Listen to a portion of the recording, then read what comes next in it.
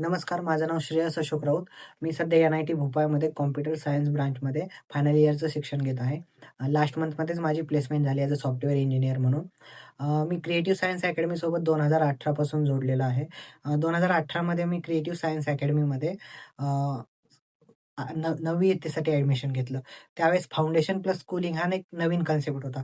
Foundation म्हणजे तुम्हाला 11th-12thच्या किंवा जेईई नेटच्या ज्या कन्सेप्ट्स आहेत, त्या तुम्हाला 9th-10th मध्ये शिकवल्या जाणार, त्या तुम्हाला समजावल्या जाणार आणि याचा असा फायदा होतो, की ज्यावेळेस तुम्ही त्या प्रिपरेशन मोडमध्ये जातात 11th-12th मध्ये, त्यावेळेस तुम्हाला त्या गोष्टी लवकर समजायला सोपं होतं. ज्यावेळेस मी 11th-12th मध्ये क्रिएटिव्ह सायन्स अकॅडमीमध्येच थांबलो, त्याचा मला असा फायदा झाला, की माझ्या बऱ्यापैकी कन्सेप्ट आधीच क्लिअर होत्या आणि काळे सर, घाडगे सर असतील किंवा कालिदास सर असतील, राम सर असतील, या सर्वांचा जो सपोर्ट होता, जे मला अडचणी येत होत्या, त्या सर्व सॉल्व्ह करण्यासाठी यांनी भरपूर मदत केली.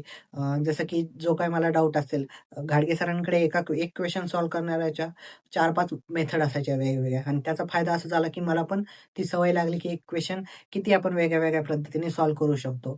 ह्या गोष्टीची मला जी सवय लागली, त्याचा मला माझ्या पुढच्या आयुष्यातही खूप फायदा झाला. अजून एक गोष्ट सांगायची तर जे काळे सरांची डिसिप्लिन असेल, शिस्त, याची मला माझ्या पुढच्या आयुष्यात खूप फायदा झाला.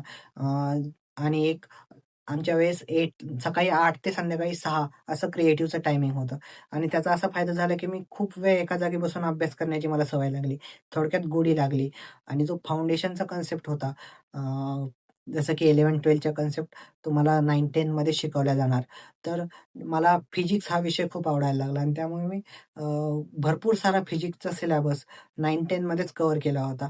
त्यामुळे मला जेईईमध्ये फिजिक्सला 99 पर्सेंटाइलपेक्षा जास्त मार्क मिळाले आणि एक चांगल्या कॉलेजमध्ये एन-आय-टी भोपाळसारखे प्रतिष्ठित कॉलेजमध्ये मला ॲडमिशन मिळालं.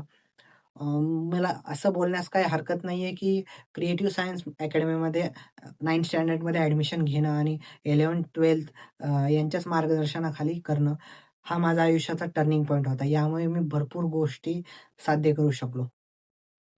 थँक काळे सर, थँक घाडगे सर आणि थँक क्रिएटिव्ह सायन्स अकॅडमी.